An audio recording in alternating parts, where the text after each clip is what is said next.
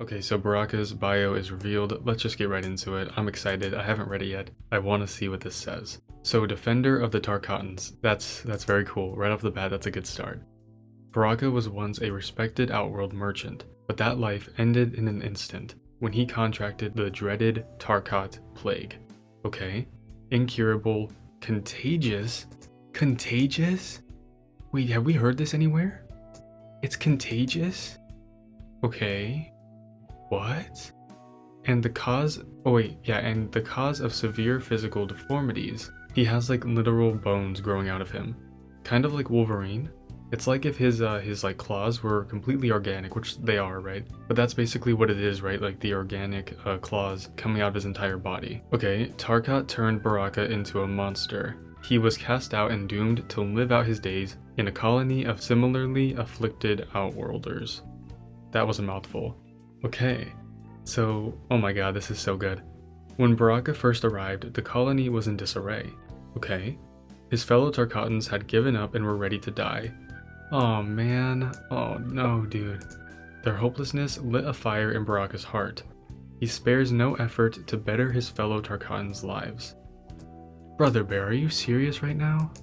He knows that as long as he fights, he will never truly be a victim. Dude, this is so good. What? Oh my god. This is perfect. I'm actually struggling to find words. So, it's become a big thing in the community over the years that Reptile and Baraka, they kind of just get sidelined. They get turned into jobbers and they don't actually get growth as characters. And so people were like under the impression that maybe Reptile would be in this game and he would have a big role in it. He might actually have good character development. And maybe that's not the case. It seems that Baraka might be taking that spot. But even so, I wouldn't have been like shocked if they didn't write Baraka correctly, if they wrote him just as another jobber, or they made him an insufferable like villain guy that didn't really have any merit to him or didn't really have any specific things that made him stand out. But this is actually perfect. Chat, I know I say this a lot. I'm not live, by the way. Anyway though, I know I say this a lot, but this is one of those things that makes me think MK1 is literally the saving grace for this series. They can rewrite any character to be perfect, to be way better than they were before, and this is an extremely good example of that.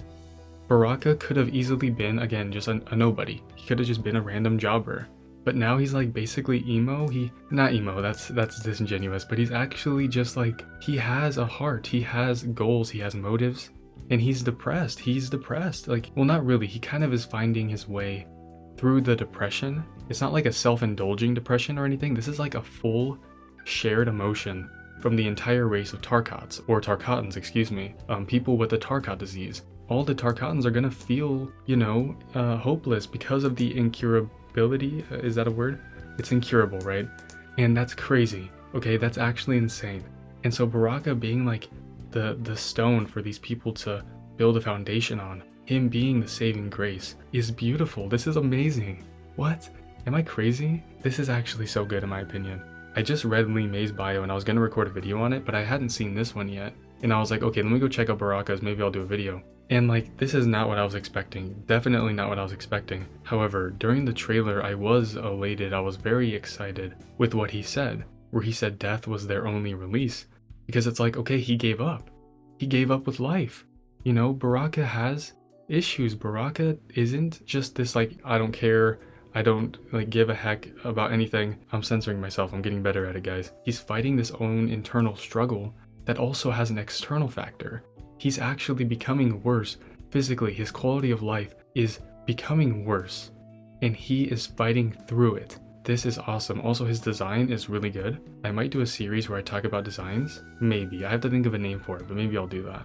But anyway, let me know your guys' thoughts. Honestly, I love this. This lit a fire in Baraka's heart. He spares no effort but to better his fellow Tarkatans' lives. And he's selfless too. He's not even selfish. This is so anti, the jobber formula for Mortal Kombat. This is so anti-generic. This is so anti-everything that made characters that people loved, like Baraka and Reptile, and made them turn into something less of what they once were. They turned into a shell of what they once were and what people wanted them to be. But this is perfect. This is amazing. I'm extremely happy with this. I hope I'm not blowing this out of proportion because this just made me hype. Honestly, this made me really hype. because they did him so much justice. This is the best, like, story-wise, I think this is like perfect for Baraka. It's outstanding, genuinely. And this can create a very heartfelt story for not only Baraka, but the entire Tarkatan race.